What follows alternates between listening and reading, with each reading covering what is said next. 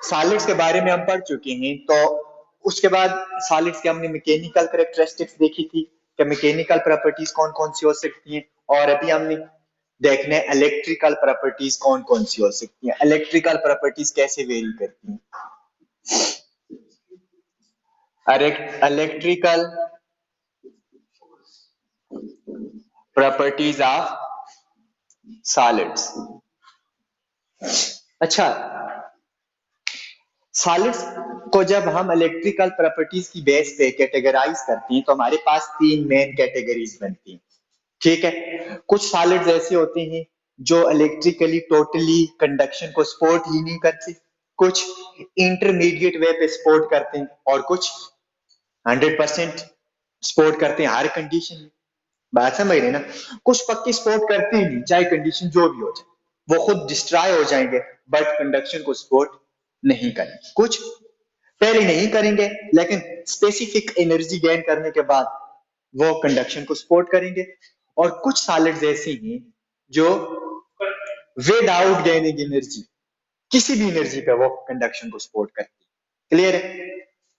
तो इस बेस पे हम सॉलिड को तीन कैटेगरीज में डिवाइड करते हैं इलेक्ट्रिकल प्रॉपर्टीज की बेस पे, क्या कौन कौन से सॉलिड कंडक्शन में कंट्रीब्यूट करते हैं और कितने करते हैं। इस बेस पे हम इनको कैटेगराइज करते हैं। तो हमारे पास तीन कैटेगरीज बनती हैं कि ऐसे तमाम सॉलिड जो कंडक्शन को बिल्कुल सपोर्ट नहीं करती, उन सॉलिड्स को हमने क्या कहा? इंसुलेटेड। और ऐसे सॉलिड जो एक स्पेसिफिक टेम्परेचर या एनर्जी गेन करने के बाद कंडक्शन को सपोर्ट करते हैं, उससे पहले नहीं करते, उनको हमने क्या कहा? सेमीकंडक्टर्स। ठीक है, और तीसरे नंबर पे ऐसे सॉलिड्स हैं जो किसी भी टेम्परेचर पे, बेशक जितना कम टेम्परेचर हो, वो कंडक्शन को सपोर्ट करते हैं, और मैक्सिमम कंडक्शन वो एक तरह से उनकी जो कंडक्टिव बिहेवियर होता है वो इन दोनों से हाई होता है। ठीक है, उनको हम कहते हैं मेटल्स या फिर कंडक्टर्स।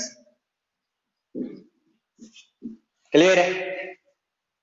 अब जो हमारे पास इंसुलेटर्स होते हैं, ये कंडक्शन को टोटली सपोर्ट नहीं करते। ठीक है, तो इनकी कैरेक्टरिस्टिक्स क्या होती है? Don't support conduction process. ये कंडक्शन बिल्कुल मीन इलेक्ट्रिसिटी को ये टोटली कंडक्ट नहीं करते। ये वाली जो है ये करते हैं भी और नहीं भी। May or may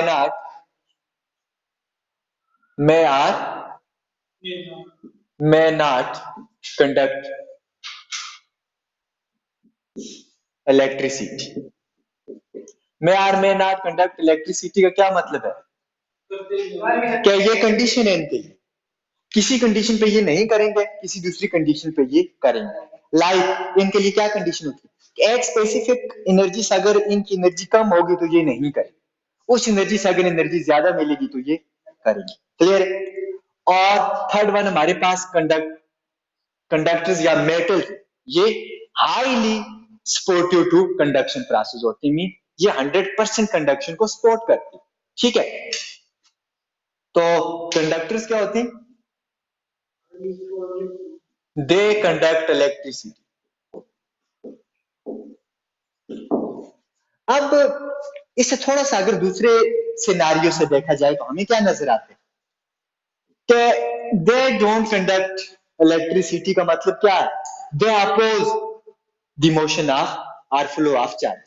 it mean opposition characteristic इनकी डोमिनेंट होती है। अपोजिशन कैरेक्टरिस्टिक को हम क्या कहते हैं? कि इनकी रेजिस्टिविटी बहुत हाई होती है, इनकी रेजिस्टिविटी बहुत हाई होती है। लाइक रेजिस्टिविटी को हम कैसे शो करते हैं? दैट इज रो।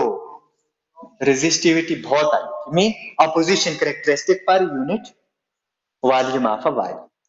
और इनकी रेजिस्टिविटी इंटरमीडिएट होती है। लाइक इनकी रेजिस्टिविटी जो होती है इंटरमीडिएट होती है। इंटरमीडिएट का क्या मतलब है? कि पहले ज्यादा हो, जो एनर्जी दो कम हो जाए। बात समझ रहे हो ना? तो इनकी रेजिस्टिविटी मेटल्स की या कंडक्टर्स की बहुत लो होती है, मच लोअर, मच स्मॉलर। अब अगर इनकी रेजिस्टिविटी हाई होती है तो इसकी रेंज कहां से कहां तक हो सकती है?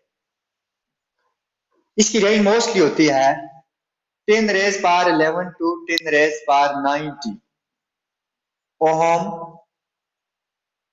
पर मीटर। रेजिस्टिविटी का यूनिट यही होता है ना? बहुत हाई होती है, 10 रेज पावर 11 टू 19। ठीक है, इट मींस हम इस रेजिस्टिविटी को कभी खत्म नहीं कर सकते। जितना मर्जी हम टेम्परेचर दें कि रेजिस्टिविटी को हम ओवरकम करें, नहीं कर सकते। क्यों? Before overcome such a huge resistive characteristic of that material will destroy. That burn out, may burn out. Like एक लकड़ी, उसकी रेजिस्टिविटी इतनी हाई, इतनी एनर्जी चाहिए होगी उसको, तब वो कंडक्शन को सपोर्ट करेगी। तो हम एनर्जी देना स्टार्ट करेंगे, इतनी एनर्जी उसको चाहिए, तो इतनी एनर्जी से पहले वो बेचारी जल जाएगी।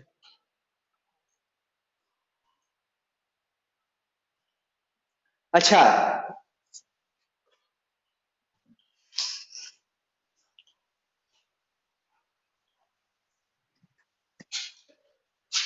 अब जो हमारे पास नेक्स्ट है सेमीकंडक्टर। सेमीकंडक्टर की रेजिस्टिविटी इंटरमीडिएट होती है, मतलब कि एक खास रेंज तक होती है। इसकी रेजिस्टिविटी कहां से कहां तक होती है? 10 raise power -5 to 10 raise power 6 ohm per metre. 10 raise power 10 raise power -5 to 10 raise power 6, no, 10 raised power 6 to minus 6 to 5 आई। 10 raised power minus 6 to 5। अब ये मैं अथेंटिक वैल्यू लिखवा रहा हूँ, वैसे आपकी बुक पे उन्होंने कुछ वैल्यू लिखी हुई, बट वो इसे मैच नहीं। ठीक है, लेकिन आपसे अगर एमसीक्यूज में कोई क्वेश्चन पूछा जाता है तो आप अपनी एमसीक्यूज अपनी बुक के अकॉर्डिंग दें। ठीक है, अच्छा, अब इनकी रेजिस्टिविटी मिनिमम कितनी हो सकती है? 10 रेज पावर -6। और मैक्सिमम कितनी हो सकती है? 10 रेज पावर मैक्सिमम 5, माइनस नहीं, 5 मीन बहुत ज्यादा, कि ये परमानेंट, ये भी परमानेंट इंसुलेटर बन जाएगा पक्के, कि जीरो करंट फ्लो करवाएगी। ऐसे बन सकते हैं कि इनकी रेजिस्टिविटी बहुत ज्यादा है, 10 रेज पावर 5 मिलियन। अच्छा, और ये जो कंडक्टर्स होती हैं इनकी रेजिस्टिविटी के बारे में आपकी क्या ख्याल है? हाँ, बहुत लो होती है। बहुत लो होने का मतलब है न होने के मुकाबले में होती है।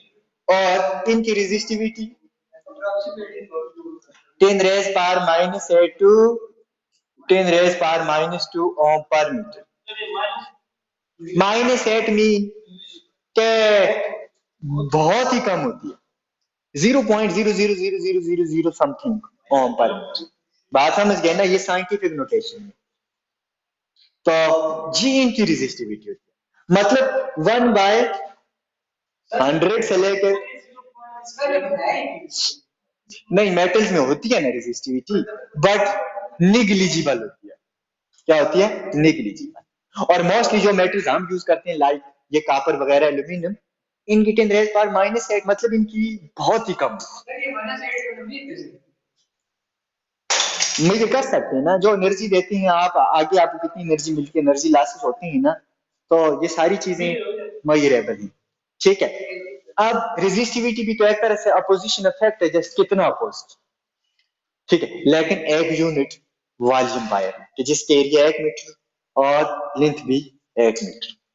अच्छा, अब ये तो आ गई इनकी रेजिस्टिविटी की बेस पे कि ये कितनी अपोजिशन कैरेक्टरिस्टिक रखती है। तो इसी का अपोजिट जो दूसरी कैरेक्टरिस्टिक है वो कौन सी है? कंडक्टिविटी। ये तो इनकी कौन सी? रेजिस्टिविटी। और दूसरा, अब जो कंडक्टिविटी है, कंडक्टिविटी सॉलिड की कितनी होती है?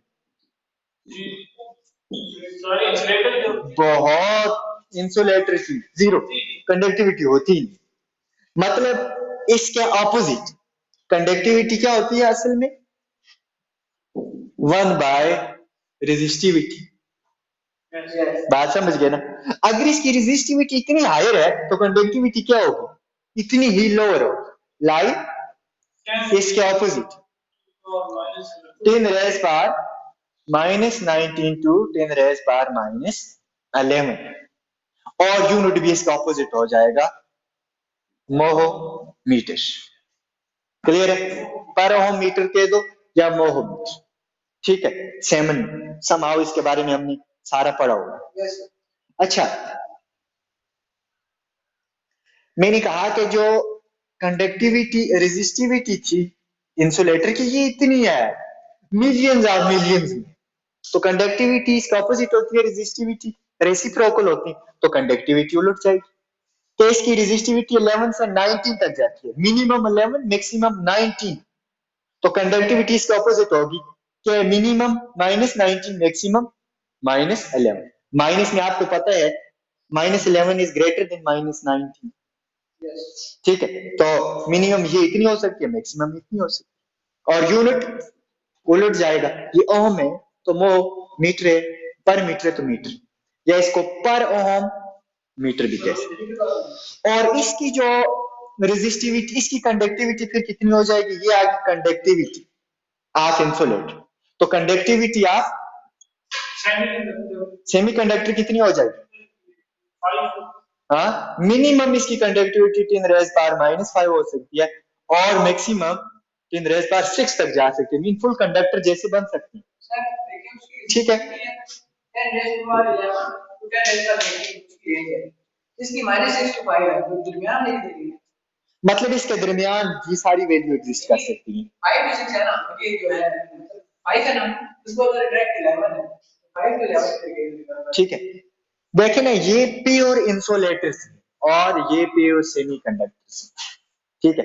इसके दरमियान में जो हमारे पास मटेरियल आते हैं ना, उनकी एक तरह से बिहेवियर कोई आप प्योर सेमीकंडक्टर या प्योर उनको वो नहीं कह सकते, ठीक है, वो चेंजिंग बिहेवियर होता है। लेकिन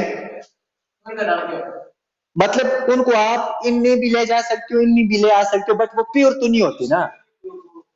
बात समझ रहे ना? कि इस रेंज में प्योर सेमीकंडक्टर लाइक, प्योर जो इंसुलेटर होते हैं वो इस रेंज में लाई करते, प्योर इंसुलेटर और प्योर सेमीकंडक्टर इस रेंज में लाई करती।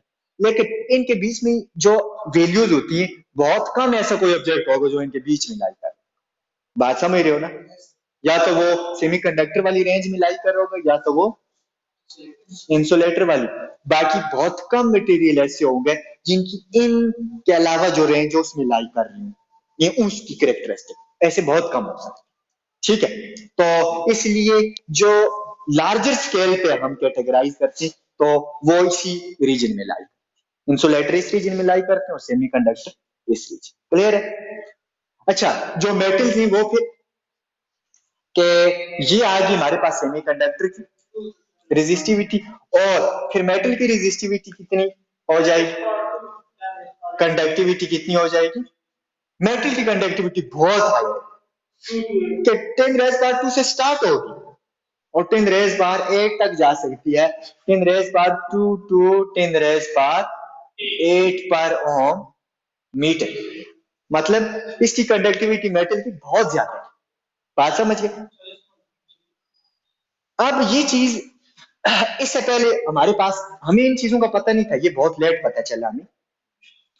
पहले जो हमारे पास जनरल मॉडल था एटम का, वो भी ये चीजें हमें नहीं बता सका, और बाद में एक और मॉडल आया हमारे पास जो है फ्री इलेक्ट्रॉन, या फिर एक तरह से गैसियस के बारे में वो आया था, ठीक है। तो वो मॉडल भी नहीं बता सका जिसमें हम बोजानिक और फर्मियानिक डिस्ट्रीब्यूशन लगाते हैं। उसके बाद फिर इन कैरेक्टरिस्टिक को डिस्क्राइब करने के लिए हम एक नया मॉडल लेके आए जिसको हम क्या कहते हैं?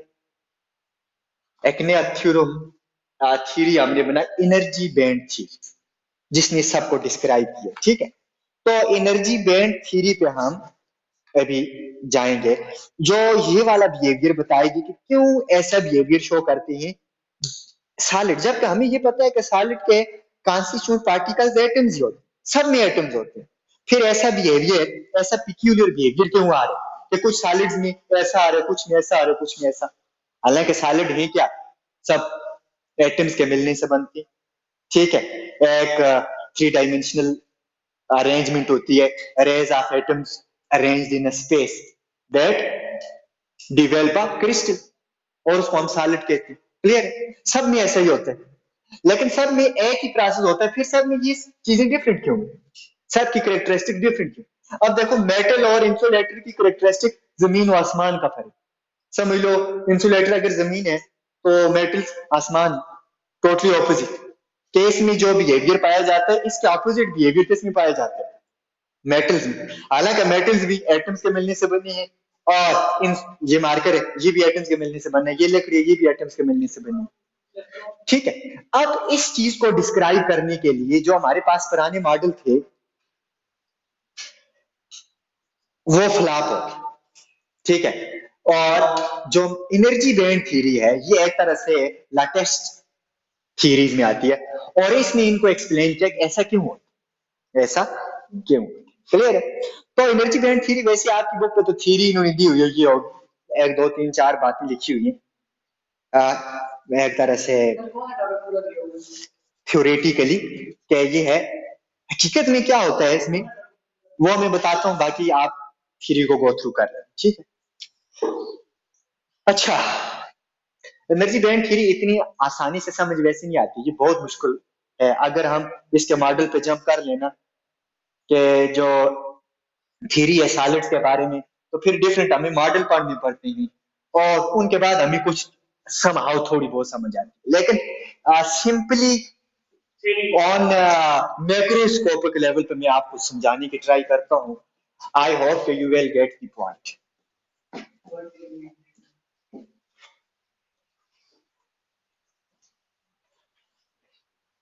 अच्छा, एनर्जी बैंड थ्योरी,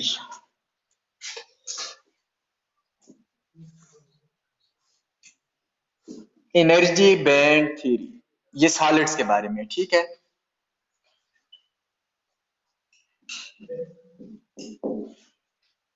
अब एनर्जी बैंड और थ्योरी, इसका मतलब है थ्योरी किसके अबाउट है? एनर्जी और बैंड। बैंड्स क्या होते हैं? कि बहुत, जैसे हमारे पास एक बैंड, हम रबर लेते हैं, उसको हम बैंड समझते हैं। रबर क्या होता है? छोटी छोटी लाइंस बिल्कुल आपस में मिली हुई, ऑलमोस्ट, हाँ, बीच में कोई गैप नहीं होता, तो उसको हम कहते हैं बैंड। एक बैंड आ गया, बात समझ रहे हो ना? तो यहाँ एनर्जी, इन एनर्जी की जो स्टेट्स होंगी वो बैंड की फॉर्म में। मीन कि ये एक ऐसी थ्योरी है जो हमें ये बताएगी कि जो एनर्जी है इलेक्ट्रॉन्स की, एटम्स के अंदर इलेक्ट्रॉन्स की, वो एनर्जी की जो स्टेट्स हैं, जो जो एनर्जी की, अगर एनर्जी को हम लाइन से शो करें, हर एक इलेक्ट्रॉन की एनर्जी को एक लाइन से शो करें, तो हमारे पास पूरी क्रिस्टल की एनर्जी फिर कैसी बनेगी? एक बैंड, दो बैंड्स की फॉर्म में बनेगी, कि एक बैंड लाई कर रहा होगा किसी एक लेवल पे, और उसके अंदर नंबर ऑफ स्टेट्स होंगी, और फिर बीच में गैप होगा, और फिर दूसरा बैंड, ठीक है। लेकिन ऐसा क्यों है और ऐसा कैसे होगा, इसकी तरफ हम जाते हैं। देखिए, सबसे पहली बात यह है कि अगर हम फ्री एटम लें, जो कि बहुत कम ही पाया जाता है यूनिवर्स में, हमारे पास वैसे नेचुरल एटम कितने पाए जाते हैं? 92, बाकी सारे आर्टिफिशियल। तो अगर हम नेचुरल एटम की बात करें तो हमारे पास 92 नेचुरली अकरिंग एलिमेंट्स हैं, लेकिन वो भी मोस्टली किस फॉर्म में लाई कर रहे हैं? मोस्टली एटम्स किस फॉर्म में रहते हैं? मॉलिक्यूलर फॉर्म में मोस्टली रहते हैं, ठीक है ना? और अगर मॉलिक्यूलर फॉर्म में मोस्टली वो एग्जिस्ट करते हैं, तो फ्री एटम बहुत कम ही चांसेस हैं कहीं पाया जाता है, ठीक है। बट हम फिर भी अगर सिंप्लीफाइड किसी चीज को देखना चाहें तो सबसे पहले क्या लेते हैं? फ्री, उसकी सबसे सिंपलेस्ट फॉर्म लेते हैं। तो सबसे क्रिस्टल तो फिर बहुत ज्यादा हमारे पास एक कम्प्लेक्स चीज बन गई ना, तो सिंपलेस्ट फॉर्म क्या हुई हमारे पास? Free atom. अगर हम फ्री एटम को देखें तो हमारे पास क्या आता है? Free atom. बोर ने जो एटॉमिक स्ट्रक्चर दिया था 1913 में या 23 में, 1913 में आई थिंक सो। तो उसने क्या कहा था कि एटम के अंदर न्यूक्लियाई होता है जो पॉजिटिवली चार्ज होता है, और इसके अराउंड एक स्पेसिफिक रीजन ऑफ स्पेस में इलेक्ट्रॉन रिवॉल्व करते हैं, ठीक है। और ये इलेक्ट्रॉन्स जो फिक्स्ड एनर्जी ऑर्बिट्स में रिवॉल्व करते हैं, आगे इनके डिफरेंट फिर नंबर्स हैं, ठीक है, जो इनको एक्सप्लेन करते हैं। चाहे आप उनको फिर जो हमारे पास डिफरेंट नंबर्स कौन कौन से हो सकते हैं,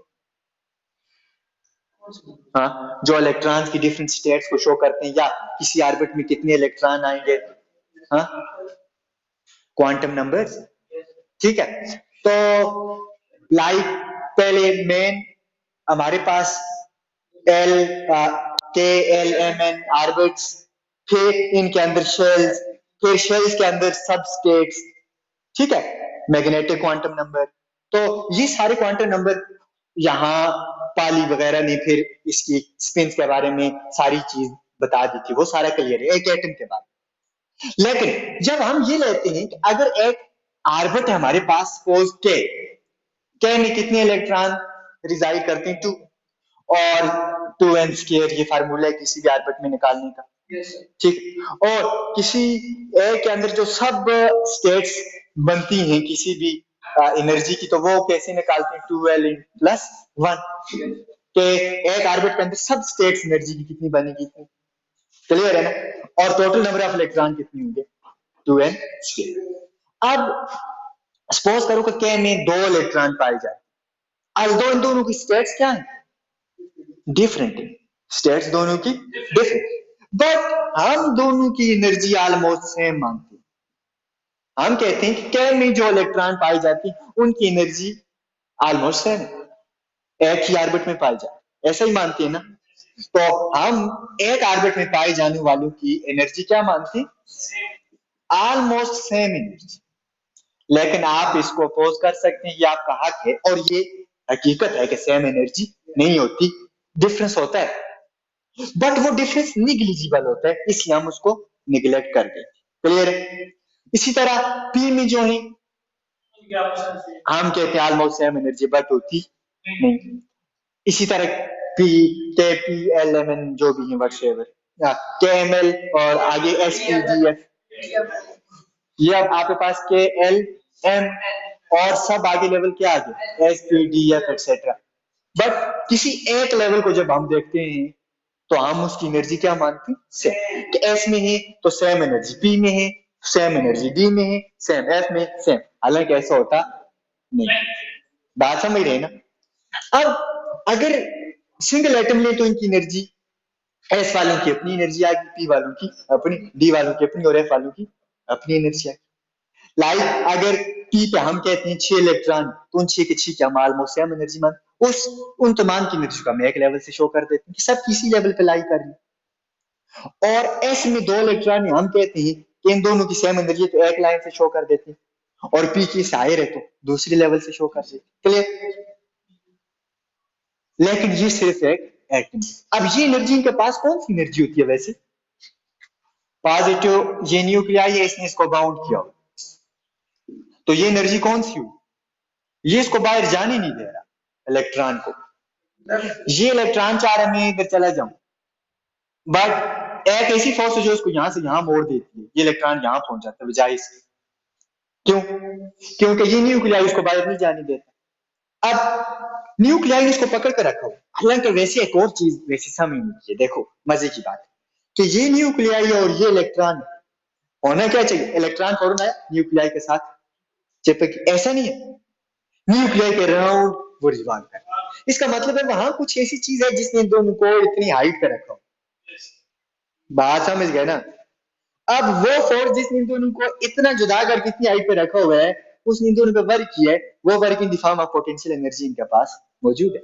हालांकि होना क्या चाहिए था, दोनों अपोजिट ही, ठीक है। लाइक अर्थ हमें खींच रही है, हम हवा में तो नहीं फिक्स रहेंगे ना, कोई फोर्स होगी जो हमें हवा में फिक्स रखे तो तब ठीक है, लाइक रस्सी से ऊपर खींच लेगी किसी चीज को, लेकिन रस्सी जो काटेंगे तो वो कहाँ आएगा, अर्थ की सरफेस पे, क्योंकि अर्थ नीचे खींच रही।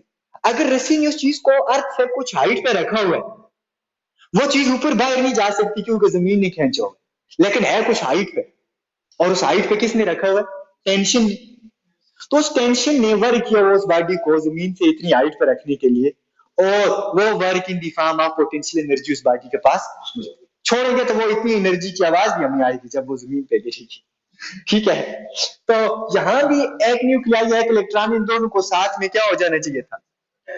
अटैच।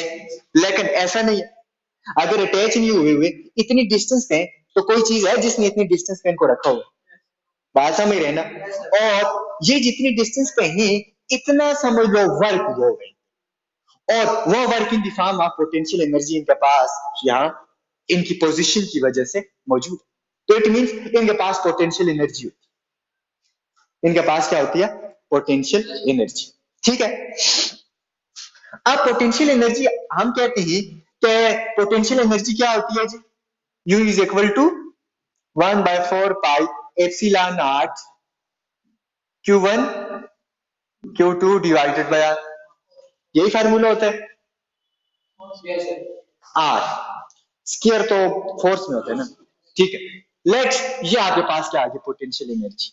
ये सारी चीजें तो कांस्टेंट हैं, यहां भी चार्ज कांस्टेंट है, ये चार्ज भी constant. It means potential energy is inversely proportional to R। अब हम क्या मानते हैं कि एस वाले सारे ऑलमोस्ट सेम डिस्टेंस पे इलेक्ट्रॉन, तो एनर्जी क्या हो? सेम। पी वाले सारे सेम डिस्टेंस पे, तो एनर्जी क्या हो? सेम। इसी तरह डी वाले, और इसी तरह F। तो इसका मतलब है जितने इलेक्ट्रॉन्स इन सब शेल्स में हैं, तो सब शेल के कॉरेस्पॉन्डिंग उनकी एनर्जी क्या होगी? सेम। और उसके पीछे क्या कहानी है? ऑलमोस्ट सेम डिस्टेंस, ऑलमोस्ट की बात हो रही, ऑल्दो फर्क। ठीक है, तो ये है एटम की बात। क्या हमेशा एस की अपनी एनर्जी होगी और पी वालों की अपनी, डी वालों की अपनी और एफ वालों की अपनी। लेकिन जब हम क्रिस्टल की बात करते हैं तो बात चेंज हो जाती है, बात ऐसी बन जाती है एस वालों की एनर्जी पी वालों की बन जाती है और पी वालों की, या ये सारी इंटरमिक्स हो जाती है। कोई किसी को डिफरेंशिएट नहीं कर सकता, ये पी वाले हैं, एफ वाले हैं, डी वाले हैं। But outermost electrons, inner shell electrons की बात नहीं, क्योंकि हमेशा क्रिस्टल में इंटरेक्शन किसकी होती है आपस में? Outer most electron. अगर आउटर मोस्ट इलेक्ट्रॉन किसी एटम में डी वाले और एफ वाले, तो वो इंटरमिक्स हो जाएंगे, पता ही नहीं चलेगा ये डी वाले या, अगर एस और पी वाली तो वो भी इंटरमिक्स हो जाएंगे, पता नहीं चलेगा एस और पी वाली। क्लियर है? अब ये इंटरमिक्सिंग क्यों होती है? वहां एनर्जी की सिर्फ दो स्टेट बनती है, ऐसा नहीं है कि एस वालों की अपनी पी अपनी डी अपनी एफ अपनी, ऐसा एनर्जी की दो ही समझ लो बैंड बनते हैं, स्टेट्स थाउजेंड्स ऑफ होती है, बैंड्स दो ही होती है। क्लियर है? जो ये बताते हैं कि इसमें जितनी भी इलेक्ट्रॉन है लोअर एनर्जी पे, ऊपर वाली जितनी भी इलेक्ट्रॉन है हायर एनर्जी। अब ये बैंड क्यों बनते हैं, यहां ये सारी स्टेट इंटरमिक्स क्यों हो जाती है? इसके पीछे की कहानी क्या है देखो, इसके पीछे की कहानी हमें एनर्जी बैंड थ्योरी ये बताती है कि किसी भी क्रिस्टल में एनर्जी के कितने बैंड एग्जिस्ट करते हैं? दो। एक लोअर एनर्जी बैंड जिसको हम वैलेंस बैंड कहते हैं, हायर एनर्जी बैंड जिसको हम कंडक्शन बैंड कहते हैं। ठीक है, और बाकी कोई बैंड, उन in between these two bands क्या होगा? गैप होगा। क्लियर है? लेकिन ऐसा क्यों होता है, इस चीज को हम समझ। पोटेंशियल एनर्जी, जो एनर्जी होगी इलेक्ट्रॉन की, वो आपने अपने माइंड में रखनी है, उसी के अकॉर्डिंग हम चलते हैं। अब ये चीज हमने ऑलरेडी प्रीवियस एक लेक्चर में डिस्क्राइब कर ली है कि एटम के अंदर जो लेटेस्ट पॉइंट होते हैं, या सॉरी क्रिस्टल के अंदर जो एटम्स होते हैं, वो कितनी एनर्जी पे रहना चाहते हैं? Minimum energy. वो आपको मैंने बता दिया था वहां, वो अपने माइंड में। और जो जो उनकी एनर्जी होती है वो किसके इनवर्सली प्रोपोर्शनल होती है? डिस्टेंस। अगर उस पर कोई फोर्स लगे, इधर लगे या इधर लगे, अट्रैक्टिव लगे या रिपल्सिव लगे, दोनों सूरतों में उसकी पोटेंशियल एनर्जी क्या होगी? चेंज हो जाएगी। बात समझ रहे ना? तो लाइक वहां मैंने कैसा ग्राफ बनाया था कि ये अगर पोटेंशियल एनर्जी है, ये डिस्टेंस है, तो कोई भी बॉडी मिनिमम पोटेंशियल एनर्जी पे लाई करेगी, ये इसकी मिनिमम। क्लियर है? और अगर और कम डिस्टेंस करेंगे तो एनर्जी बढ़ेगी, ज्यादा करेंगे तब भी बढ़ेगी। क्लियर है? मतलब किसी भी, चाहे अट्रैक्टिव फोर्स लगे चाहे रिपल्सिव फोर्स लगे, दोनों सूरतों में एनर्जी चेंज होगी। और जब हम बात करते हैं किसी क्रिस्टल की, तो क्रिस्टल के अंदर कितनी एटम्स होती हैं? नंबर ऑफ एटम्स होती है, नंबर ऑफ एटम्स से एन एटम्स। कितने एटम्स हैं जी? N atoms. कोई N atoms, N we trillions of atoms. अब अगर ऐसा है, अगर ऐसा है तो हर एटम दूसरे एटम से क्या होगा? Surrounded. Each atom, each atom will be surrounded by others। तो हर एटम दूसरों से सराउंडेड होगा। अगर हर एटम दूसरों से सराउंडेड है तो अब देखो एटम के अंदर न्यूक्लियाई है प्लस, इलेक्ट्रॉन है नेगेटिव, तो दूसरे एटम के भी अंदर न्यूक्लियाई है प्लस, इलेक्ट्रॉन है बाय नेगेटिव। तो हर एटम दूसरे एटम पे अट्रैक्टिव और रिपल्सिव दोनों forces at the same time exert कर। बात समझ रहे हैं? क्या लाइक दिस, सपोज करो मैं यहाँ एक क्रिस्टल बनाता हूँ, क्या ये 2 डायमेंशनल क्रिस्टल बनाता हूँ कि ये एक एटम आया, ये इसके अराउंड ये एटम इस तरह सराउंडेड, इसी तरह ये सारे एटम सराउंडेड और 3 डायमेंशनल पैटर्न में सराउंडेड। इसका मतलब है ये एटम भी इस पर इंटरेक्शन लगा रहे हैं, ये भी, ये भी, ये भी। पहले जब ये अकेला था तो मजे कर रहा था, अब हर तरफ से इंटरेक्शन के अंडर है, तो इसका मतलब है पहले जो इसकी एनर्जी थी वो अब नहीं रहेगी। पहले इसकी एनर्जी जो थी वो अब चेंज हो जाएगी। क्यों चेंज होगी? क्योंकि अब डिफरेंट इंटरेक्शन इसके पड़ रही है साइड्स। इसको इस तरह समझो कि सपोज करो कि ये आपके पास एटम है, ये इसका न्यूक्लियाई है और ये इसके बाहर क्या है? इलेक्ट्रॉन।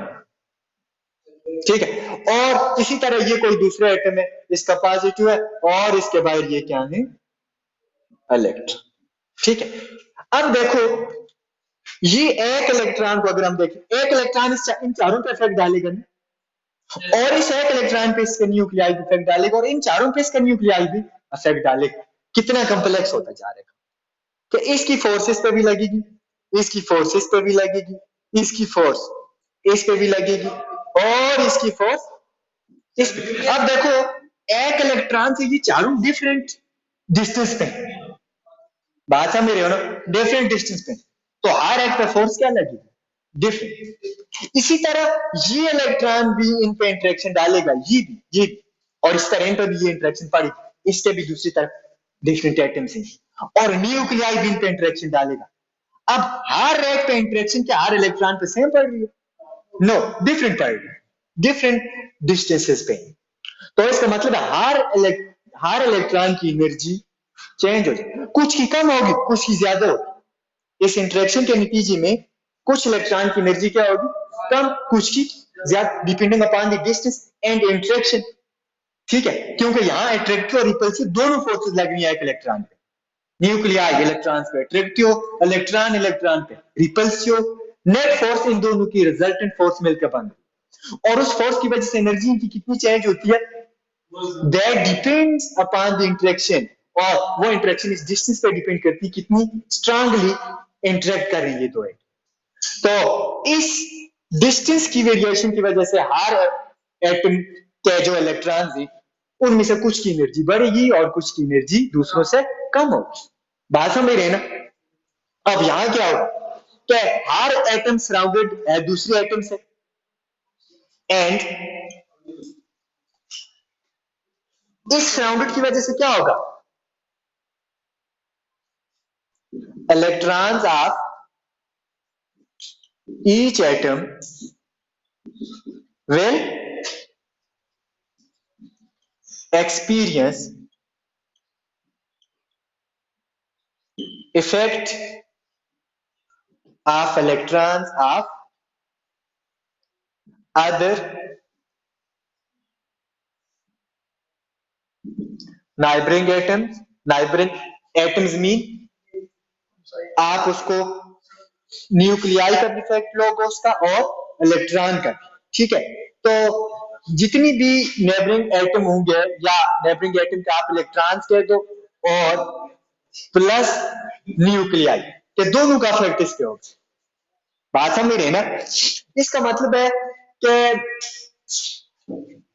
किसी भी एक एटम के इलेक्ट्रॉन पे दो तरह के इफेक्ट होंगे, तो उस पर फोर्स ऑफ अट्रैक्शन भी लगेगी और फोर्स ऑफ रिपल्शन भी लगेगी, और रिजल्टेंट फोर्स क्या हो जाएगी? इन दोनों के वेक्टर सम के इक्वल होगी। माइनस साइन मैंने इसलिए लिखा क्योंकि अट्रैक्शन और रिपल्शन, और इसकी वजह से इनकी एनर्जी चेंज हो जाएगी, और एनर्जी चेंज होने की वजह से कुछ एटम्स किधर जाएंगे, कुछ इलेक्ट्रॉन्स किधर जाएंगे। अब इस इंटरेक्शन की वजह से एनर्जी क्या हो जाएगी? जब नेबरिंग एटम मतलब एक तरह से फोर्स ऑफ अट्रैक्शन और रिपल्शन दूसरे जो एटम्स के इलेक्ट्रॉन्स पे डालेंगे, तो उसकी वजह से हर एटम के इलेक्ट्रॉन्स की एनर्जी चेंज हो जाएगी। Mean energy of each electron changes. अब एनर्जी कैसे चेंज होगी? That depends upon the interaction and distance. बात समझ गए ना? इसका मतलब है energy of some electrons will going up from their original level of energy। तो ओरिजिनल जो उनकी पहली एनर्जी सिंगल इंडिविजुअल एटम की फॉर्म में थी, उस एनर्जी से कुछ इलेक्ट्रॉन की एनर्जी किधर जाएगी? ऊपर। And energy of some other electrons will goes down. तो ओरिजिनल लेवल से एनर्जी किधर जाएगी? डाउन। अब जब ऐसा हो जाएगा तो जो टोटल हमारे पास इलेक्ट्रॉन्स हैं, जो टोटल हमारे पास इलेक्ट्रॉन्स हैं, तो इसका मतलब है इलेक्ट्रॉन टोटल जो नेट इलेक्ट्रॉन थे उनमें से कुछ इलेक्ट्रॉन की एनर्जी होगी कम, कुछ होगी हायर। तो आधे इलेक्ट्रॉन समझ लो, आधी स्टेट्स ऑफ एनर्जी डाउन आ गई, आधी स्टेट ऑफ एनर्जी अप चलेगी। तो दो स्टेट्स हमारे पास बन गई। किसी भी क्रिस्टल के अंदर फिर नेट स्टेट्स कितनी बन जाएंगी? दो। के कुछ इलेक्ट्रॉन्स हायर स्टेट्स में चले जाएंगे और कुछ इलेक्ट्रॉन लोअर एनर्जी स्टेट में आ जाएंगे, जिसकी वजह से क्या होगा? There will established two energy bands. अब इसको एनर्जी बैंड्स क्यों कहते हैं? क्योंकि एक एनर्जी बैंड के अंदर बहुत ज्यादा इलेक्ट्रॉन्स होंगे और उनकी अपनी अपनी एनर्जी स्टेट्स होंगी। बात समझ गए? सपोज करो कोई 1 ट्रिलियन ऑफ इलेक्ट्रॉन थे, 1 ट्रिलियन ऑफ एनर्जी स्टेट थी, उनमें से half trillion energy state down और हाफ ट्रिलियन अप। ठीक है, तो दो एनर्जी स्टेट्स हमारे, दो एनर्जी बैंड्स बने, जिनमें कुछ हायर एनर्जी स्टेट्स आई, कुछ लो। ठीक है, और इन एनर्जी बैंड्स को हम क्या कहते हैं? वन इज कंडक्शन बैंड, जो अपर बैंड हो गया एनर्जी, हायर एनर्जी वाला, and other one is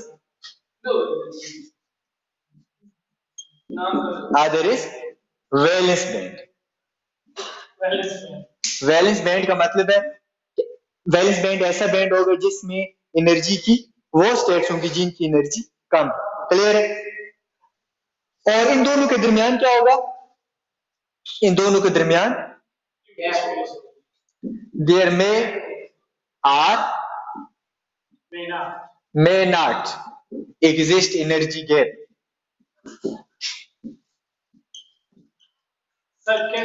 between these two। अब कुछ में एग्जिस्ट करेगा, लाइक इंसुलेटर और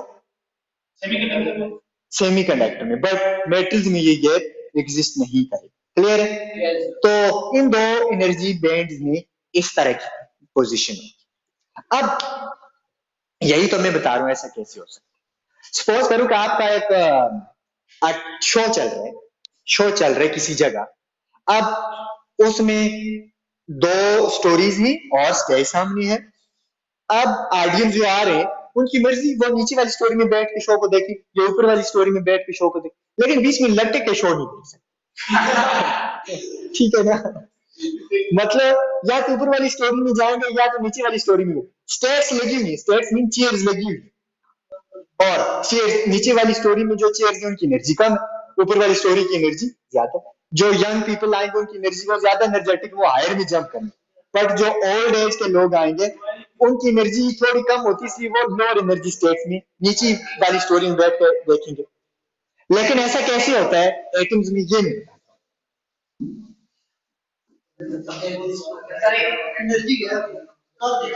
may or may not exist energy gap between these two energy bands.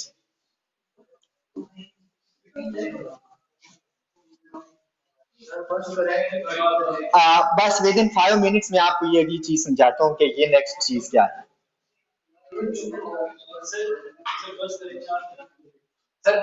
अच्छा, सपोज करो कि आपके पास एक एटम है, कोई भी एटम है, लाइक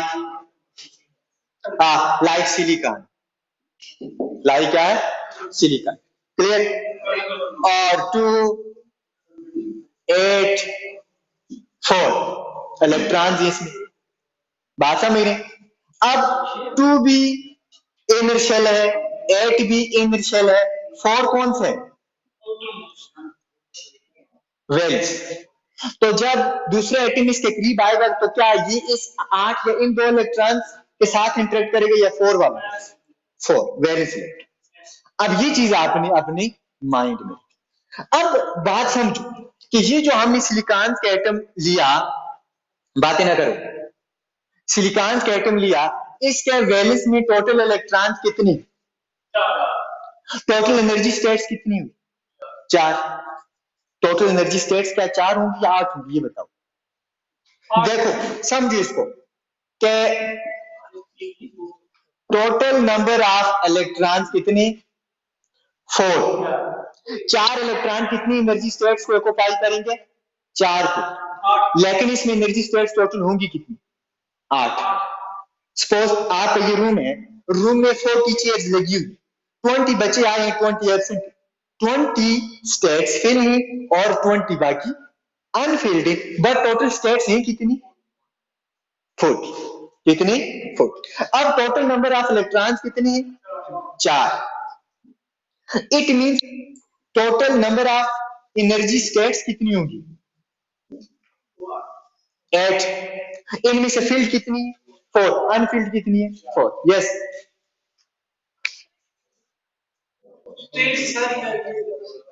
एनर्जी स्टेट्स तो है ना, तो अब हर एटम यही चाहता है कि वो फील्ड हो जाए, मीन 8 इलेक्ट्रॉन मुकम्मल करने का मतलब, या वैलेंसी मुकम्मल करना चाहता है, वैलेंसी का यही मतलब है कि हर एटम चाहता है कि उसकी जो एनर्जी स्टेट्स हैं वो फिल हो जाए।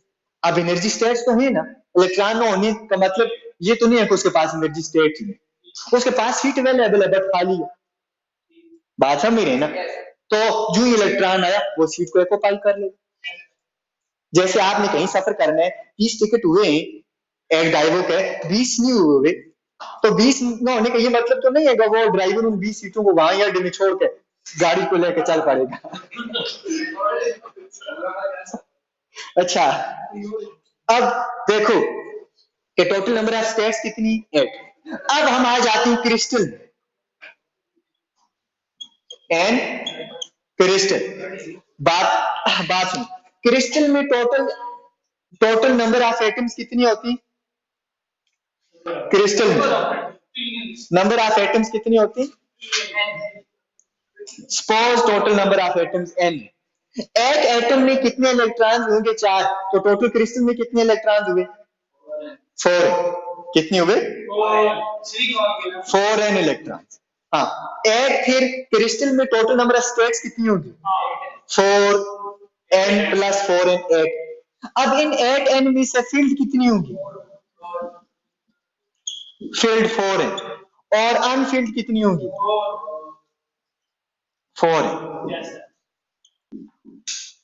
इसका मतलब है कि 8n total states, 8n mean n mean trillions of लोग, उसमें फील्ड 4n, अनफील्ड 4n। अब इसी चीज को हम यहां ले आते, लेट्स सपोज ये इसके पास टोटल आखिरी शेल में कितने इलेक्ट्रॉन है, 4 इलेक्ट्रॉन टोटल। लेट्स इसमें 2s में कितने इलेक्ट्रॉन होंगे, 2, बाकी बचे कितने, 2, तो वो 2 किधर होंगे, 2 इलेक्ट्रॉन होंगे p में, लेट्स सपोज 2p के, clear.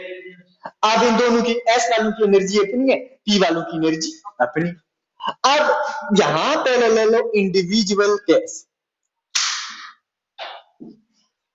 Individual case. Individual case में क्या होगा कि ये सपोज करो 2p वाला सब शेल है, ये 2s वाला सब शेल। अब 2p वाले सब शेल में टोटल नंबर ऑफ स्टेट्स कितनी होगी? Total number of states 6। कितनी स्टेट्स होंगी? 6 इलेक्ट्रॉन उनको कवर करेंगे। तो क्रिस्टल में फिर टोटल नंबर ऑफ स्टेट्स कितनी होगी? अगर सारे क्रिस्टल हम अलग अलग एटम को कंसीडर करें, जुड़ी हुई ना हो, तो 6n, 6n में से कितनी भरी हुई होंगी? 2, क्यों? क्या है? 2 इलेक्ट्रॉन हैं इसमें, तो 2n होगी फिल्ड। ये है अनफिल्ड, ये है total. Total states, total energy states, और ये है फील्ड स्टेट। अब 2s में कितनी स्टेट्स होंगी टोटल? तो क्रिस्टल अगर लें तो 2n। फील्ड कितनी है? 2 की 2 फील्ड। क्लियर? अब इसके अंदर जो इलेक्ट्रॉन है, लेट्स सपोज हम कहते हैं उनका एनर्जी लेवल ये, और इसके अंदर जो इलेक्ट्रॉन है स्टेट में उनका एनर्जी लेवल ये वाली लाइन। लेकिन अब हम इन एटम को एक दूसरे के लाते हैं करीब। एटम को जो करीब लाएंगे तो एक दूसरे के साथ क्या स्टार्ट हो जाएगी? रस्साकशी स्टार्ट हो जाएगी।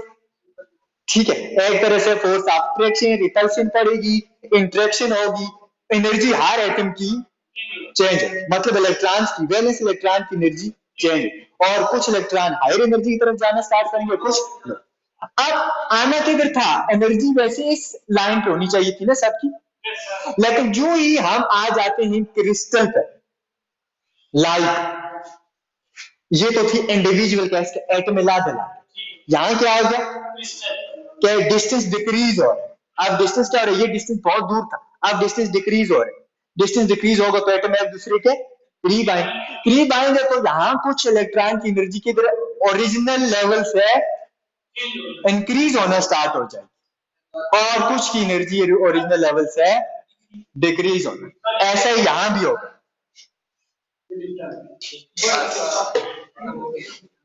हाँ,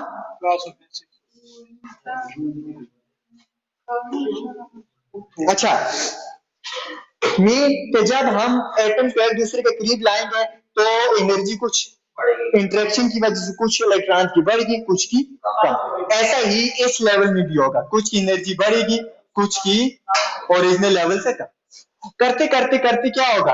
एक पॉइंट ऐसा आएगा, अब देखो इनकी एनर्जी कम हो के यहाँ इतनी होगी, और इनकी एनर्जी एस वालों की ज्यादा हो, कितनी होगी? ये वो पॉइंट आएगा जहां ये एक दूसरे के साथ क्या कर लेंगे? हाँ, ओवरलैप कर लेंगे।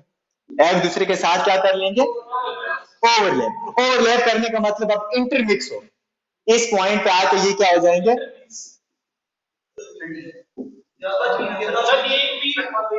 इंटरमिक्स। क्या? हाँ, मैंने कहा कि इस आखिरी में 4 हैं, तो 4 फिर किस किस में होंगे? पहले 2s में होंगे, दूसरे 2p में। ठीक है, अच्छा, अब इसके बाद क्या होगा कि अब यहाँ एनर्जी दोनों की मिल गई है, p वाले पहुंचाए s वालों को, और s वालों ने अप्रोच कर लिया है p वाले। इसके बाद अब ये आपस में क्या हो गए? इंटरमिक्स। ये क्या हो गए? इंटरमिक्स। अब जो ये इंटरमिक्स हुए तो अब s वाली p वाले बन गए, p वाले s वाली बन गई। अब हम इनको डिफरेंशिएट नहीं कर सकते, और जब और करीब लाएंगे एटम को तो और एनर्जी में चेंजेस आएंगे। एनर्जी में चेंजेस ऐसी आएंगे कि कुछ की एनर्जी इसी तरह बढ़ेगी, और कुछ की एनर्जी यहां से कम होगी। तो फाइनली हमारे पास क्या बन जाएगा कि कुछ इलेक्ट्रॉन्स, मतलब एक जब हम पहुंचाएंगे उस डिस्टेंस पे, जिस डिस्टेंस पे लेटेस्ट पॉइंट अब रहना चाहते, मिनिमम एनर्जी पे वो रहना चाहते, लाइक मीन पोजीशन पे पहुंचाए। अब इतना डिस्टेंस हमने क्लोज कर लिया, अब एक पूरा क्रिस्टल बन गया। तो जब क्रिस्टल बन गया तो हमारे पास ये चीज आ गई, तो कुछ इलेक्ट्रॉन्स की एनर्जी बहुत, यहां ये इलेक्ट्रॉन्स हैं जिनकी एनर्जी ये है, ये एनर्जी लेवल शो है, और कुछ इलेक्ट्रॉन्स की एनर्जी ये है, ठीक है, मीन के कुछ इलेक्ट्रॉन की एनर्जी कम हो जाएगी, कुछ की ज्यादा। लेकिन जब हम इस पॉइंट पे देखते हैं तो हमें मिलता है इस एनर्जी वाला इलेक्ट्रॉन, इस पॉइंट पे ये एनर्जी वाला, and up to so on. इधर देखते हैं तो यहां भी डिफरेंट एनर्जी वाले इलेक्ट्रॉन हमें मिलते हैं, लेकिन इन बिटवीन क्या है, ये सेमीकंडक्टर के लिए कुछ भी नहीं। तो हम जब इस रीजन को अगर कट करें, बाकी ये सारी चीजें तो क्रिस्टल बनने से पहले इस पॉइंट पे आके क्रिस्टल बन जाते हैं। तो अब इस डिस्टेंस पे पहुंच के हमारे पास एक तरह से तमाम जो लेटेस्ट पॉइंट होते हैं वो मीन पोजीशन पे पहुंच चुके होते हैं, और फिर फाइनल फॉर्म हमें क्या मिलती है, जो एटम क्रिस्टल में पाई जाती है ये। और इसको हम थोड़ी सी लादा करके देखें तो हमें क्या मिलता है कि ये बीच में आ गया एनर्जी गैप, जहां कोई भी इसमें इस गैप में कोई इलेक्ट्रॉन नहीं होगा, या तो इलेक्ट्रॉन यहां होंगे या तो इलेक्ट्रॉन यहां। जैसे मैंने अभी आपको स्टेज वाली एग्जांपल दी थी, ये हायर एनर्जी वाली स्टेट्स है और ये लो। अब यहां बहुत ज्यादा एनर्जी स्टेट्स है, 8n electron, it means 4n states ये होंगी और 4n स्टेट्स ये होंगी। बात समझ रहे? ये हायर एनर्जी, ये लो। इन एनर्जी स्टेट्स को हम क्या कहेंगे, कंडक्शन बैंड, और इन एनर्जी स्टेट्स को हम क्या कहेंगे, क्योंकि ये बैंड की फॉर्म बन गई है, number of energy states overlapping almost with each other. ठीक है, उन एनर्जी स्टेट्स के दरमियान समझ लो एक बैंड की जो एटम्स हैं उनकी एनर्जी स्टेट्स के दरमियान माइनस का डिफरेंस है, बिल्कुल एक दूसरे से मैच किए। ठीक है, तो इस तरह हमारे पास जो ये एनर्जी बैंड थ्योरी जो बताती है कि क्रिस्टल में जो इलेक्ट्रॉन होंगे उनकी एनर्जी कैसी हो। क्लियर है? और अब यहां से आगे हम कल पढ़ेंगे इंशाल्लाह। बस यहां से आगे नहीं बढ़ेगा। ये इलेक्ट्रॉन आ रहे ना, अब ये कुछ इलेक्ट्रॉन ये आ रहे तो कुछ इलेक्ट्रॉन ये आ रहे, तो ये नेट इलेक्ट्रॉन की एनर्जी एक तरह से इंक्रीज, और इधर वाले नेट इलेक्ट्रॉन की एनर्जी डिक्रीज। सिर्फ एक के लिए है ना, एक एटम के लिए क्रिस्टल बन गया।